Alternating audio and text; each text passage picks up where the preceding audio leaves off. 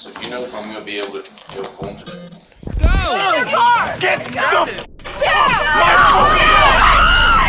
You aren't going anywhere. What you did last night is fucked up. You killed somebody. Okay. Just hours prior to this interrogation, 20-year-old Isaac Pence brutally stabbed someone to death and fled the scene. Over 20 college students watched as Isaac viciously took the life of their friend, Charles Starner. Unfortunately for them, they were in the middle of the woods, staying in a vacation cabin in Ohio. Help was far away, and Isaac was on the run. Over the course of the next few days, this group of college kids would work with police to hunt down this evil killer together and bring justice to their friend who was senselessly killed. But Isaac thinks he's getting away with it. I stabbed him on some holy shit. And you think that's funny? Everyone got way too drunk. About 15 of them all wanted to come outside and try and jump me. Shit gonna happen.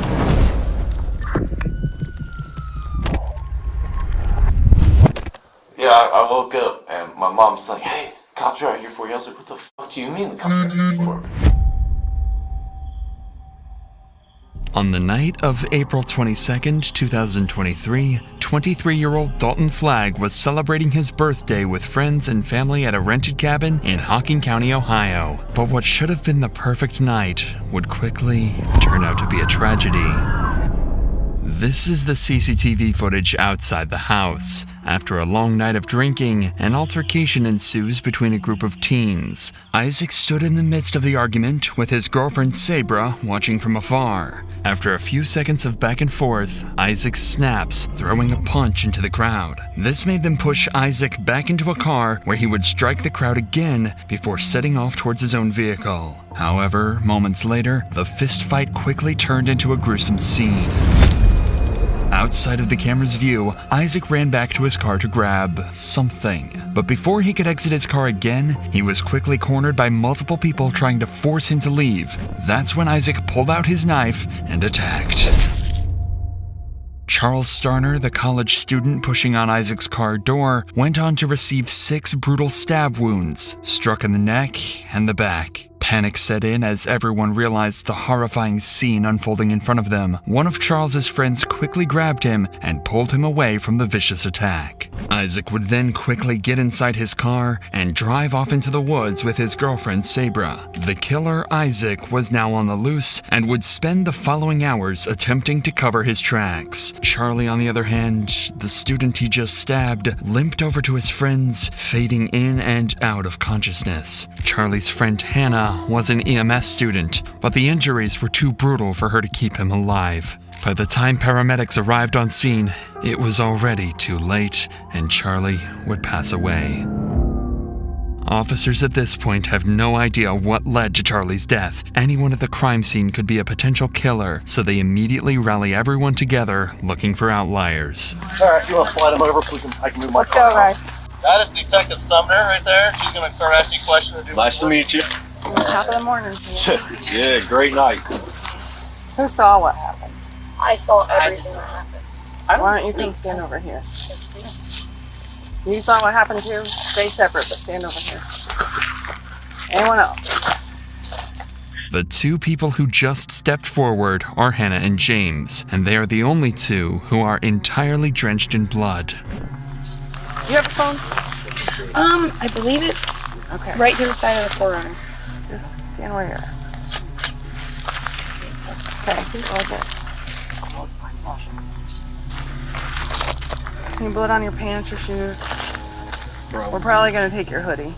James's blood stains appear to be those of a witness, since they were smooth and smeared. If he was the one who stabbed Charlie, the blood patterns would likely be sharp and scattered across the body. As for Hannah, all of her arms were covered in blood, indicating that she was likely trying to stop Charlie from bleeding out by applying pressure. Regardless, it's clear the 2 were eyewitnesses to Charlie's murder, so Detective Summers and her counterpart would immediately conduct an interview with both James and Hannah to get a clear recollection of events.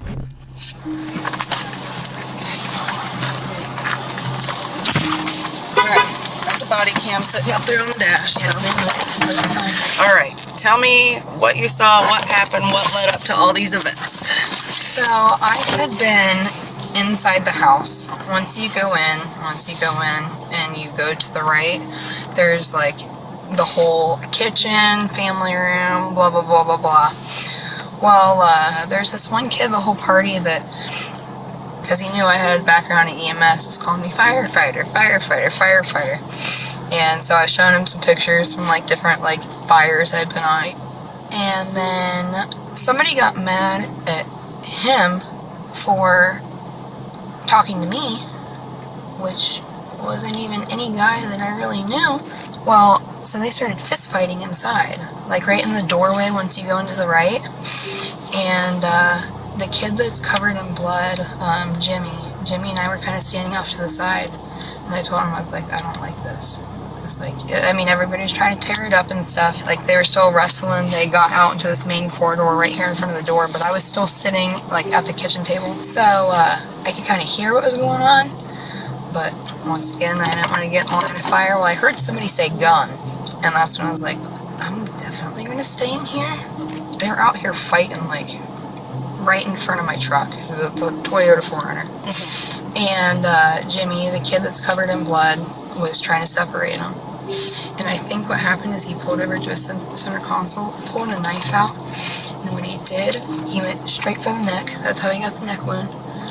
For his back again, and he got him again in the back. I want to say it was like 4 or 5 stab wounds. But I mean, he did, like, I mean, it was very fast, very vigorously. The moves Hannah describes are not supposed to be used to protect yourself from the attacker, but to kill them.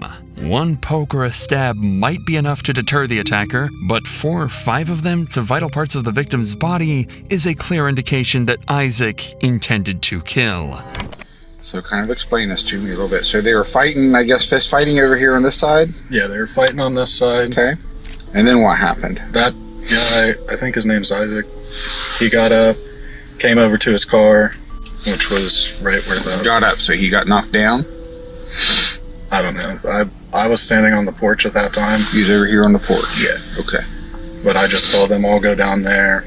He was parked right next to the 4Runner, so he went to get in his car, and that's when everything happened. But I saw him start stabbing Charlie, so that's when I kicked his door to kind of stump him, and then I pulled Charlie away and then onto the other side, and that's when we were all just holding him. Did he know he had a knife at that point, you think? No, nobody knew. Okay. And then after that, I just kept my arm around Charlie to hold pressure on all of his wounds, and then that's why there's blood from this side of the 4Runner over, because after I drug him there, that's where I sat the whole time until you guys got here.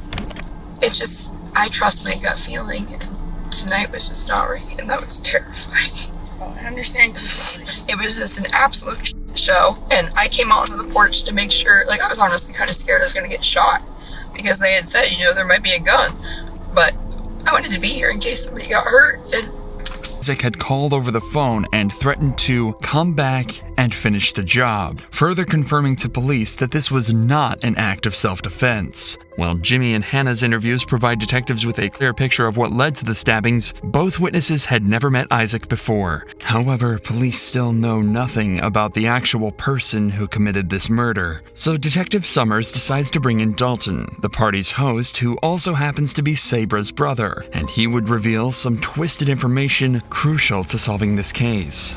So walk me through, how long have you guys been here? We've been here the whole weekend. Yeah, we got here Friday, like 4 p.m. I think it was. And literally, like, all these people, I was making sure everybody had, like, safe rides home. I didn't want people driving. Like, if you're driving, like, there's plenty of room to stay. Everybody can stay. And I was making sure everyone was leaving. And Isaac Pence, the one that he was belligerent. And I said, dude, I was like, you have a safe ride to go home. Just leave. There's no, like, there's no reason for anything. You're, like, everybody's going home. Half the people are sleeping, trying to go to bed. Like, I was in the, when this all, like, went down, I was telling everybody to get him out. Like, just get him out of here. Tell him to leave. Get him out of here. And then they all start freaking out. He stabbed him. I was like, we all were freaking out. Like, I was like, I was so much in shock. Like, I did not know what to do. I was up in there, and Hannah and Jimmy, they were all helping, like holding like on him. I was like, just keep pressure on him. Like I don't know what to do. Like, and they were all calling Who is him? Who's Him. When you're saying that they were holding pressure on him, Chuck, the one that got stabbed. Charlie Starner, Hannah, and Jimmy, they were holding pressure on him after, like, they were like, he stabbed him, and like Isaac hopped in the car after, like, immediately and sped off up through here. Okay. Who was Isaac with? Who did he flee with? My sister, Sabra Flag. Isaac's had issues in the past. He's put his hands on my sister, and he's just literally went to jail 3 months ago for putting his hands on my mom. Isaac Pence was someone that should never have been at this party in the first place. He already had a history of being violent, as Dalton explained, and to make matters worse, he was deadbeat drunk. Flailing around, assaulting everyone that came into view, it was only a matter of time before someone got seriously hurt. It just so happened that Dalton telling Isaac to leave made him explode. More importantly, Dalton explained that Isaac went to prison for assaulting his mother. This is very important information, as it could prove in court that Isaac had pre-existing tendencies of assault. Detective Summers plans to speak to Dalton's mother face-to-face, but before she's able to do so, she receives disturbing information that changes the case completely. They went to the hotel room where Saber's mom is staying. She told him to get their shit and get out. And I don't know, she doesn't know if he's coming back to finish what he started or what. Oh, nice. Cool. Hope he does. I'll head up to the top. All right, good luck. Go with God. With these claims in mind, police would have everyone evacuate the premises and lock down the cabin. Fortunately, Isaac would never show, and the hunt for Isaac Pence would go cold for the night.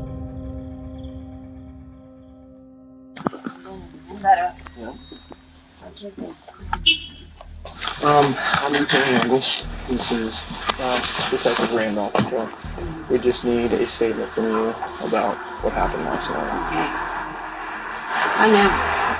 I was supposed to be at work at 6 o'clock this morning. I was woke up at 3 a.m. by my daughter calling me on the phone. She was hard to understand. I could tell she was intoxicated. And she was very hard for me to understand what she was saying. I knew there was a fight. She said a fight was breaking out. She said I've lost my I don't have my glasses, I don't have my purse, I don't have a shoe, I was trampled on. Dalton and Isaac, Dalton is my son, Isaac is, they, not been bad blood, but Isaac's not treated Saber very well. We had a court case not too long ago where he threw me across the room. So Dalton's just protective of his sister, worried for her safety, really. So he told her yesterday he's not to come if he's been drinking. Well, when he got out of the car, he already had an empty container on him. And Dalton said he tried to get him to leave all night. Several times he tried to get him to leave, and Isaac wouldn't leave. Okay. So this is what she told you on the phone, correct? Mm-hmm. Yeah. And then I said, Saber, where are you going right now? Where are you? She said she first told me they were at Isaac's house. I said, Sabra, okay. But I could hear this in the background. I could hear Isaac talking to somebody. And she was still sitting in the car. And I said, if you're at your house, if you guys are at your house, why are you still sitting in the car? She was like, well, I don't know where we are. I said, Sabra, ask Isaac where you are. So she asked Isaac where they were. Isaac said, it's okay, I stopped at a buddy's house. And I said, okay. I don't know what buddy. I know they said something on Chicken Coop Road. But then they left there and came to the room. They were in my room, maybe 20 minutes, and I told Isaac he needed to leave. He said, he was calm when I was talking to Saber on the phone. Much different person when he was there at the room. He said, well, once I go to my house to get what I need, I'm going back out there. I don't know what he was meaning, but he was going out there to finish something off. What time was that? That was, they left my room at 19 till 5. 5 a.m.? Yes. Because then I called my mom, because I said, obviously, I don't know what's going on. I'm not going to work today. And I called McDonald's, I'm a manager at McDonald's, and I called him and said, I don't really know what's going on. This is all I know, but I know my kid, I don't know, I just feel like I'm not being told everything, and I still can't believe this.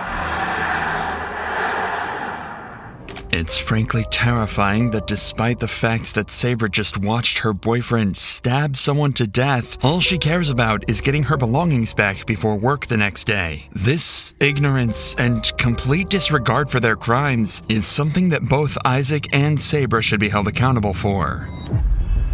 Police would go on to get written statements from everyone at the house that night, adding to the pile of evidence against Isaac. However, the next day, Hannah and James would show up to the station to provide police with the most damning evidence they've received yet. Obviously, a lot was going on yesterday. So I remember how I said I had been on the porch? Well, I flew off the porch so fast, and I ended up on the hood of my truck because I thought Isaac was going to hit my car. Okay. So I started recording a video in the circumstance that he hit my car. Okay. And I captured the entire stabbing. I captured Sabra, the female that was in the passenger seat.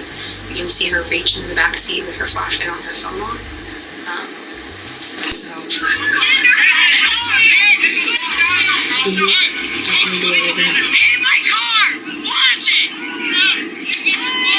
There's Sabra grabbing the stuff right back.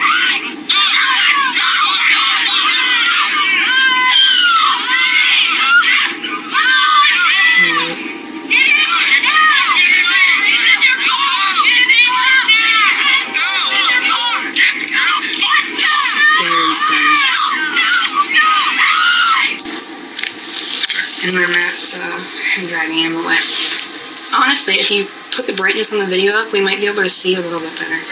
So, he just goes so fast. But it's him standing up in the door up there. There's Sabra getting into the back seat.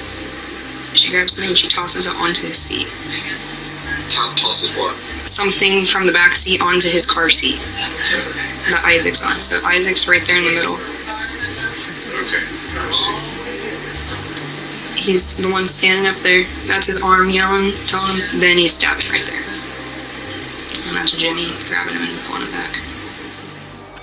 Unfortunately, we have to censor the evidence due to YouTube's guidelines, but an uncensored version, along with the extended 3-hour cut of the video, is available on our Patreon linked in the description.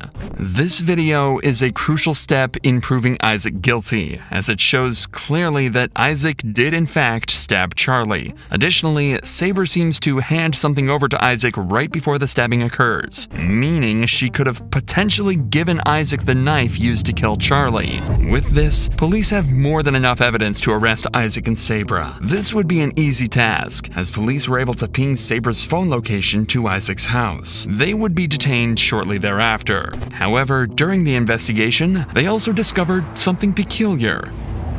By tracing the car's movements found at Isaac's house, officers realized that Sabra and Isaac visited 2 other locations before arriving at their own home. The first was the house of Isaac's friend, Justin Sloan. At approximately 3 a.m., just minutes after the stabbing, CCTV cameras captured Sabra and Isaac stopping at the home.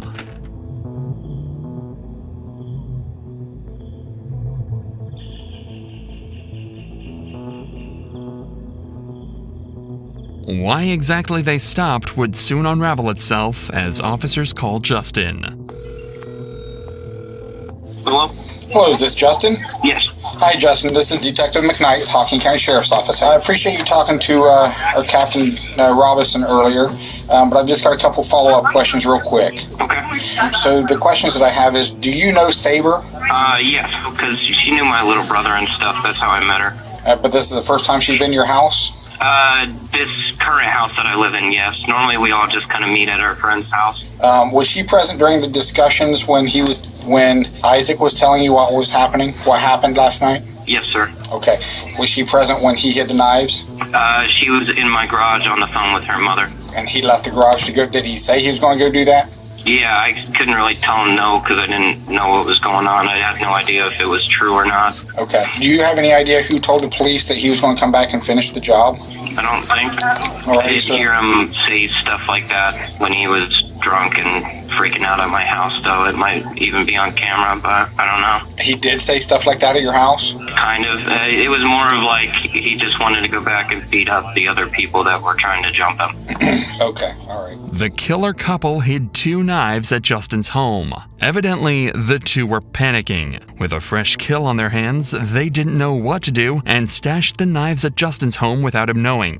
Once Justin refuses to give them shelter, Isaac and Sabra make a second stop, Sabra's mother's hotel room. It's obvious the two were panicking. Isaac knew what he did could get him in serious trouble, so instead of working with the police to prove his innocence, he hid the murder weapons and ran. The evidence points to Isaac as a clear killer who murdered an innocent college student for no reason.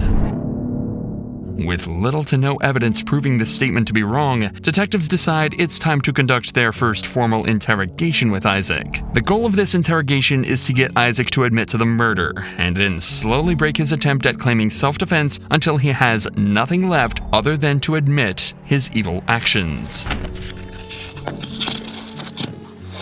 Why don't you tell me a little bit about yourself? You live on Pickerington Road? Okay, how long have you lived there? About 6-7 years now. Okay, all right. Who do you live there with? My mom, my stepdad. Okay. I got a little brother, a little sister. Okay. And then Sabra and my 2 kids. Okay. And who's Sabra? My fiance. Okay, all right. And how old are your children? One is 1 and one is 4 months. Okay, all right. On the surface, it might look like Isaac is a proud father, but he's hiding more than a few skeletons in his closet. When officers arrived to arrest him, his home's condition was beyond deplorable. The pungent smell of ammonia, likely accumulated from urine, filled up every single corner of the home. But that wasn't even the worst part. Isaac was a well-known abuser, and in his girlfriend's mother's words, Sabra was his biggest victim. This meant that the children he tries to speak so dearly about were the same ones who, according to people close to Isaac, had to live in a house that stunk of urine, all the while seeing their mother be abused on the regular. To many, it might seem that Isaac's complete disregard and ignorance of anyone but himself is what landed him here in the first place. Yet, in his eyes, he seems to think that he's done nothing wrong. In fact, as the interview continues, it's almost as if he sees himself as the victim. So, sounds like you guys came up here for a birthday party, is that correct? Yeah. So whose birthday was it? It was her brother's birthday. Me and her brother never got along. Okay. I was sitting there the whole time, and it's like, I know this is a bad idea, but I want to make her happy. So I was like, I will try to put my pride aside. Let's go ahead and go. Okay. We were there. Everything was good. It was completely When did you fun. get there? As of around 8, I think 8:30. Well, All right. everything was completely fine, and we were having a good time. She ended up having a panic attack because she wanted to get into a hot tub, and she was way too drunk, and she's, he's gonna be mad if I get in a hot tub. And I was like, hey, you're fine, go get in a hot tub. She's like, well, there's other dudes in there. I was like, listen, I'm not getting in a hot tub because I'm wearing work shorts, or work pants, work shirt. I'm not getting in a hot tub. I was like, you want to get in there? Go ahead. Notice how Isaac completely leaves out the facts that he, too, was belligerently drunk. Pay attention to how Isaac cleverly leaves out details that may diminish his story. She gets in there, everything's fine. Well, later on that night, she's outside, and we're all standing out in the hallway. She's outside, so... Yeah, she's out on the patio. Who's she? Sabra. Okay. But then it was me, her brother, and I think like 2 other guys. All right, and what's her brother's name? Dalton. Dalton, okay. I don't know the other 2 guys, but we were all standing right here in the hallway, and someone ended up pushing me. So I pushed him back. Well, Dalton thought that I pushed his girlfriend Horizon, and so he got all pissed off. That's when everyone tried to jump me. Well, I kind of know what I'm doing a little bit, so I start throwing them to the side, and that's when I was like, I'm not trying to f*** anybody, so just toss them to the side. I got in my car. I was telling Sabra, I was like, hey, if you want to go, then we're going. Well, they came and they got in the passenger car, and they took her sunglasses, or no, her actual glasses and her purse out, trying to keep her to just stay there. So, oh, well, you're gonna stay here. And I was like, well, with everything going on, like, I'm going to leave. Because... You said you just want to leave? Yeah, it was from 10 to 15 guys. Okay. And they all decided they were gonna try to fight me. Well, then this one comes up to my car door, came up and he was kicking my car. I mean, once they started sitting there trying to bust the glass to get to me, that's when I pulled out a knife. I was like, hey, you need to back up. And they didn't want to. No, they ended up opening my car door. What car door? My driver's side car door. They did? Okay. Yeah. It was 2 to 3 guys were sitting there, and they were just yanking on it. I was trying to hold it as good as I could, and it was 3 guys sitting there pulling on it. I was like, I'm not gonna let my door break. I was like, hey, you guys need to back up. Like, this is not going down right here. Okay. And they didn't want to listen. So I was like, listen. And just start poking out a little bit. Immediately, Isaac's story contradicts all of the witness statements thus far. Isaac claims he was the one trying to leave the party, while everyone else claims they were trying to get Isaac to leave. Unfortunately for Isaac, the phone recording, CCTV footage, and mountains of other evidence go directly against what he's saying. But, for now, detectives will let Isaac create a detailed narrative without confrontation, so that they can use it against him in later interrogations.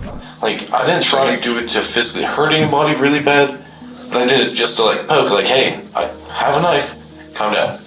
Well, Where did you get the knife? Oh, it was in my car. Okay. I use it for work.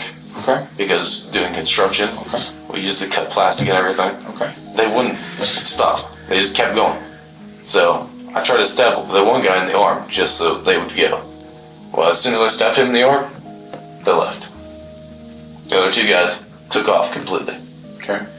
And that's when Saber got in the car and I took off. I left, got somewhere safe. I called my mom. I was like, hey, I should not be driving right now. And a bunch of shit just popped off. I was like, I need to figure out something. I gotta go somewhere, but I don't need to be driving. So you stabbed the guy in the arm one time? I think it was twice. Twice? Sure wasn't more than that? I don't think so. Okay. So when you left and you said you called mom, right? So did she come get you from there? She was not able to. Gotcha. So did you go, where'd you go after that? I went straight home. Isaac is blatantly making lie after lie. Every lie he makes during this interrogation will only come back to haunt him once he's presented with factual evidence. The knife. What's its location? Where's it at? It should still be in my car. Should be in the car.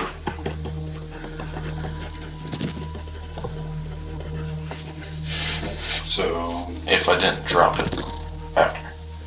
Gotcha. So it's either in the car or it's at their house. Gotcha. Okay. Detectives would wrap this interrogation up quickly as they got exactly what he needed. Isaac doubled down on his claims of self-defense and lied through his teeth in order to do so. Now that they have these statements on record, Isaac is going to have a really hard time proving his innocence once he's confronted. But for now, police have another issue to address. It's still unclear what Saber's role was in the murder. The phone recording could indicate that she handed Isaac the knife, so she could be equally as guilty for the crime as Isaac is. However, their one priority is to convict Isaac and extract the truth of what happened that night. So they sit Saber down for her one and only interrogation, with plans to slowly build the pressure until she breaks down and confesses everything. Start out at, let's say, 8 o'clock last night. What time did you get to the party? So I was at work and then I got off at 7. I left work around 7:30. I had a few people coming at 10 really late, so I didn't get out until about 7:30. I went home. He was asleep when I got there, Isaac was. So I woke him up and I said, "You still want to go?" He's like, "Yeah, let's do it, we'll just go for a few hours." Because I'm supposed to open today. Well, Once we got there, my brother was like, yeah, I want to drink with you. Like, just stay, and then we'll make sure you're up in the morning. I just decided to sit on the couch because I was like, I know I got to get up in the morning. You know, I got to go to work. I don't want to get too, like, wasted. So I was just sitting on the couch, and they're still having a good time. Isaac's having a good time. And all of a sudden, I hear this big, like, you know, arguing. And I was like, oh my gosh, please tell me it's not with Isaac. I go out, and I hear, like, a bunch of different stories. Isaac and a few other people are saying that he accidentally pushed Horizon, which is my brother's girlfriend. Then my brother's sitting here saying he intentionally pushed her. I don't think he intentionally pushed her. He's not that type of person. He's not violent, especially with girls. Because his mom was abused by his dad, so he knows what it's like. And he's seen his mom go through all of that. So I know he's not that type of person. It's awfully odd that Saber describes Isaac as non-violent and doubles down on him not being the aggressor the entire night, because all of the previous witnesses stated otherwise. Isaac has had a thorough history of abuse, and everyone besides Saber clearly remembers him being the aggressor the entire night. There is a good chance that the reason why Saber is defending Isaac is a far more deep-rooted issue. Trauma bonding occurs when an individual suffers from cycles of abuse, followed by positive reinforcement. This causes the victim to develop a strong emotional attachment to the abuser, which can result in a rationalization of the abuser's behavior. Considering the fact that Isaac has abused Saber's mom, one might question if he's really the saint Saber makes him out to be in their relationship. But for now, all that Saber wants is to defend Isaac, because to her, it doesn't matter if he's a murderer. And they're sitting here arguing. I'm trying to talk to Isaac to calm him down because I'm like one of the only people that can calm him down. I'm like, okay, let's just, you know, if anything, let's just go in your car, sit for like a couple hours, and then we can go home. Then they followed us outside. It was like 10 guys, all of my brother's friends. And this guy, I think his name is Clay. I don't want to be wrong. He goes, are you really starting problems again? And I think he might have thought maybe when I had my panic attack that Isaac was starting some sort of drama, but he pushed Isaac. Isaac went flying back into a car. I tried to intervene, just trying to get Isaac away because I didn't want to see my brother fight Isaac and any of that to happen. They end up like back behind Isaac's car. They end up going down that hill. I'm following them, trying to, you know, break it up. Somehow I fall and they're like trampling all over me. I have a big bruise on my knee, and Isaac, he got in the car and he goes, Saber, come on. I didn't even know someone got stabbed until way after we left. And Isaac was like, I think I stabbed that dude. I think I stabbed him. I was like, oh my God. Isaac was like, you literally ran away. Like, that's not what you should do. And I think we stopped at his friend's house because his friends lived shortly down the street. He was flipping out because he was like, you know, he was like, oh my God, I don't want to get in trouble. Then he ended up falling asleep. So I had an alarm at 7 so I could try and wake up and get time to call someone and see if they were up at that time. And then at that time, that's when I hear pounding on our front door. And I walk out, and Isaac's mom was like, Isaac needs to get out of here. There's a bunch of cops out here drawing their weapons. He's got to go out. It's clear Saber doesn't intend on cracking. So detectives decide it's time to put the pressure on Saber and get her to confess. You can't think of anything else that you forgot to tell us or didn't mention? Not that I know of. Okay. How well do you know Justin? I know him not like really well. I just know that him and I were friends for a couple of years. How long were you at the house talking to him today with Isaac? Like 5 minutes. 5 to 10 minutes. Only 5 to 10 minutes? As far as I know, like, I mean, I went in to pee, then we were out there for a little bit, and then we left. I'm sure that somebody's already kind of explained things to you, right? So, mother to mother, you love your children, right? Yes, very much so. Okay, and you want to see your kids again someday, Yeah. right? Yeah. Because today, somebody's actions made it so a mother lost her son, a father lost his son, somebody lost their boyfriend, okay? Several friends lost another friend who bled out at the hands of someone that you care about, and you know something. I don't. You were there. Yeah, but I didn't know he got stabbed. I didn't know that until after we left. If you're trying to protect this man, you're going to go down as an accomplice for murder. I'm not, I promise. You know something. I got knocked down and I was on the floor or on the ground, and then I got up and I didn't see anyone on the floor. I didn't see anyone else on the floor. I swear. I'm not trying to protect him at all. So what did he say after he stabbed him? Because you guys drove away together. He had to have said something. He didn't. He really didn't. He said, I don't even think he said anything. He just got in the car. I got in the car. And then we left. And then shortly after that, he said that he stabbed someone. I'm going to tell you that I talked to his parents, and they said that he's an explosive, angry, violent drunk. He is. And he is. He's never been like aggressive to me. He gets aggressive, and he punches back windshield. He does stupid things when he's drunk. I'll be the first to admit that. Listen. He died. He's dead. He's gone. I know, and that breaks my freak. So, I wanted to have to. your honesty today is imperative about what happened. Your honesty today is the paramount of what we need done. Okay? You're not telling us. You're hiding some stuff back because you're protecting me. All right, now listen to me. I've spoken to your mother on the phone. So did I. You know he's violent against women, correct? He's been violent before against women, correct? He was violent against your own mama. Talking about Isaac. Yes, he did push my mom. He did what? He pushed my mom. Pushed your mom? Because he went to court for it. She punched him first, and then he pushed her. So I will say that yes, but he has never laid a hand on me. He's never done anything like that. You told me earlier that he would never do that to a woman, correct? I totally forgot about my mom. I'm so sorry. It's your mom. How can you forget about your mom? You're trying to protect him. I'm not. Okay? I'm going to tell you right now that my specialty is domestic violence, sexual assault, and crimes against children. And the living conditions that your children are in are a crime. A deplorable, sickening crime. I'm 35 years old and I could barely breathe in that house. There's dog feces everywhere. The ammonia in that house is horrible. We've made a referral to have your children emergency room. I'm going to tell you that. I'm going to tell you, you know how I know you're full of shit? You went to your mom's, you went to Justin's, all before you went back to the house. I talked to your mom. I did go to my mom's. I totally forgot. I am so sorry. Are you forgetting because you were drunk? Or are you forgetting because you were high? No. She's forgetting because she doesn't want to tell us the truth.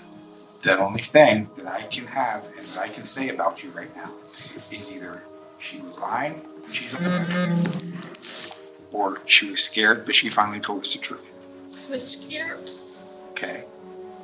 You knew that he threw the knives at Justin's house, correct? Yes, and I apologize. I was scared. Who had the gun at the party? And I'm being honest, to God, I didn't see a gun. I didn't know who had a gun. I know my brother has a gun registered in his name. Did your brother have a gun? I don't know. I didn't see one. Okay. What did you see about the stabbing? I didn't see, and I'm being completely truthful on everything. I didn't see anyone get stabbed. I didn't see anyone fall to the floor. I didn't see anything.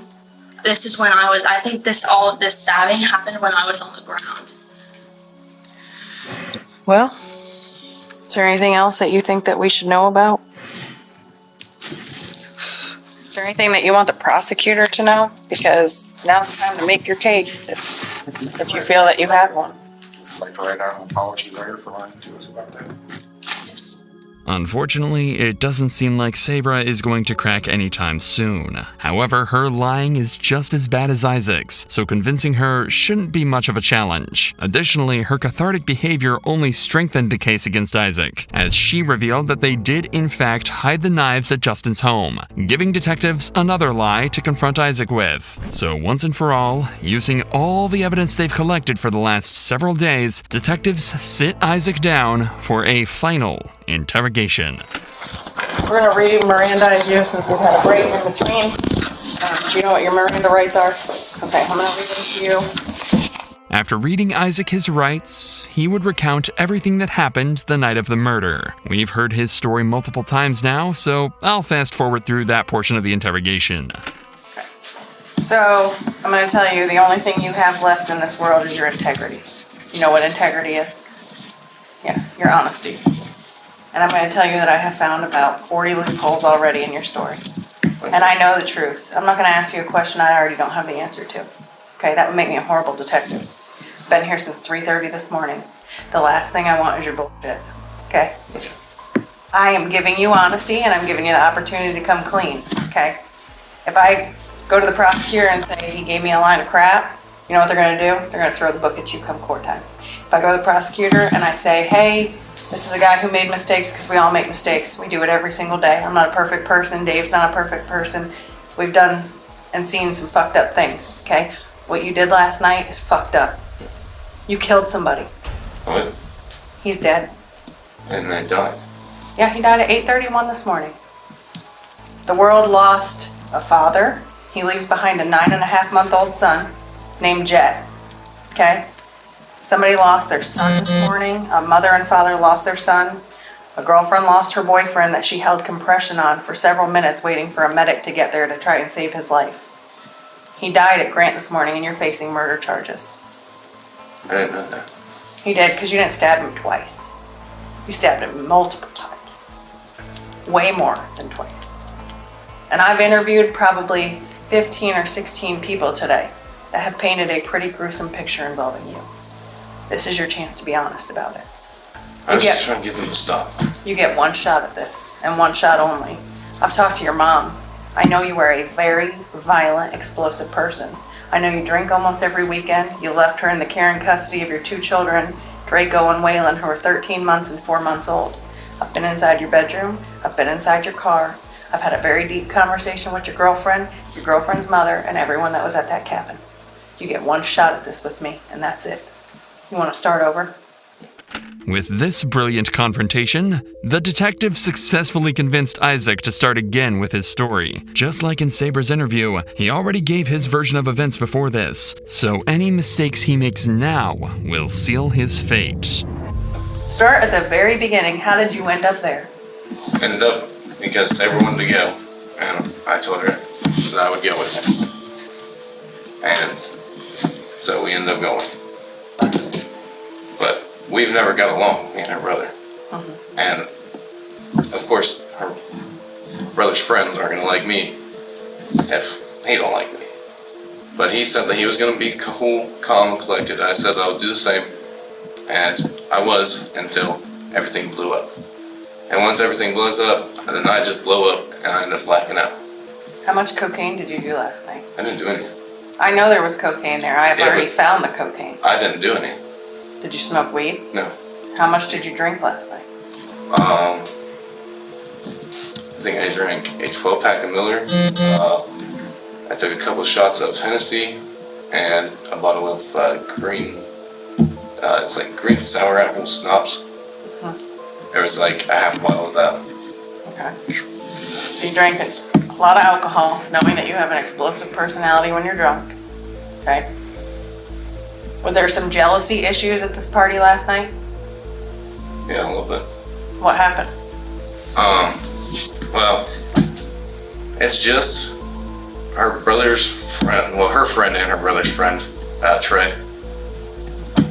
I've always not liked him because she sits there and says always like a brother, but then she got mad at me one time and said, oh, well, Trey's so hot, I'll just go f*** him. So, that's where I don't really trust him anymore. And, so when he came, that's kind of where I got jealous. Okay. So, Sabra is talking to Trey, right? Where are they together? Oh, they're in the hot tub. Okay. And she starts having a panic attack. Yeah. Because why? She thought I was going to be mad.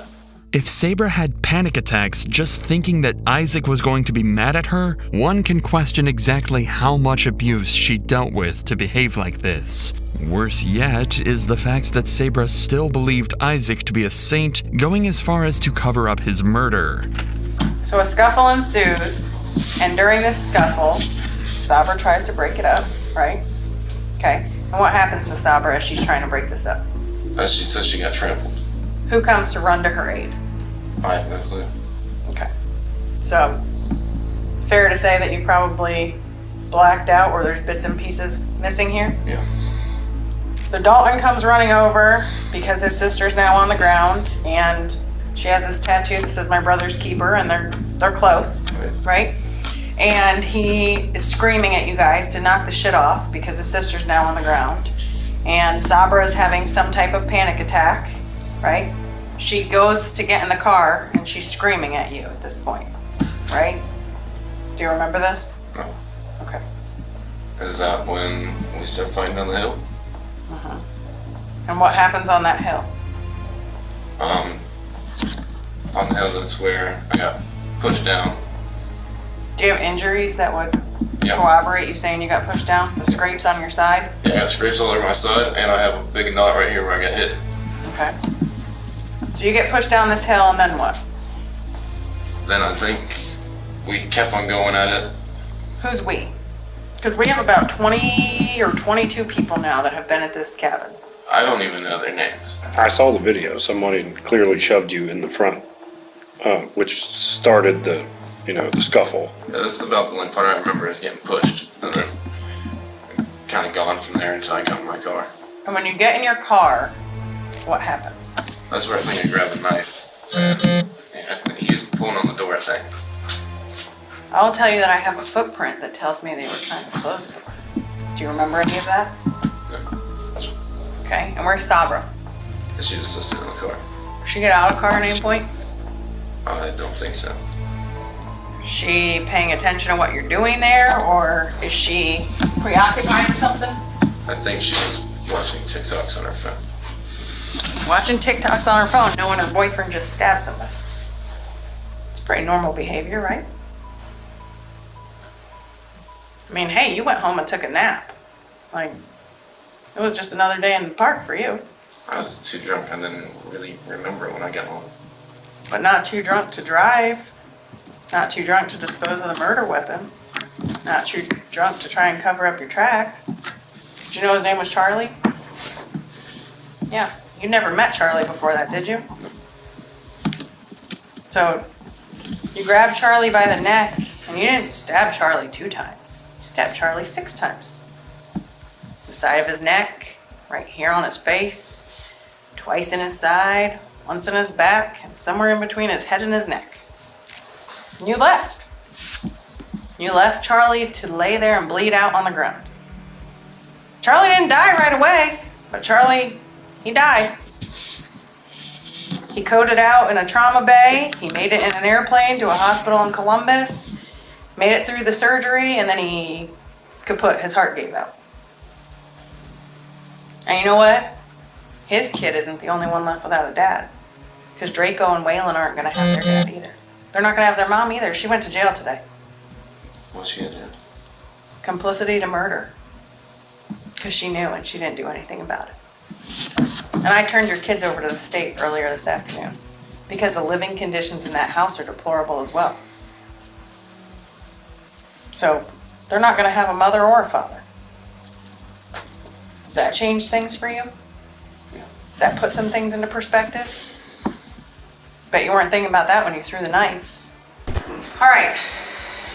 Isaac, you're going to stand up, put your hands behind your back. At this time, you're under arrest for murder.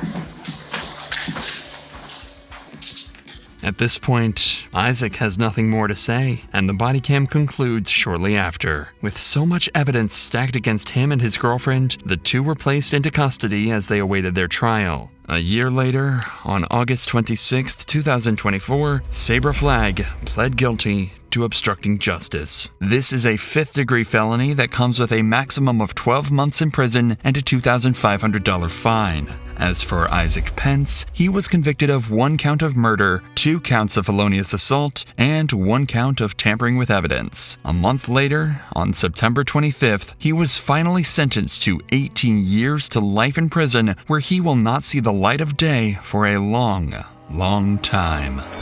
If you're interested in watching our uncensored, extended 2 to 4 hour coverages of these original cases, make sure to check out our Patreon linked in the description.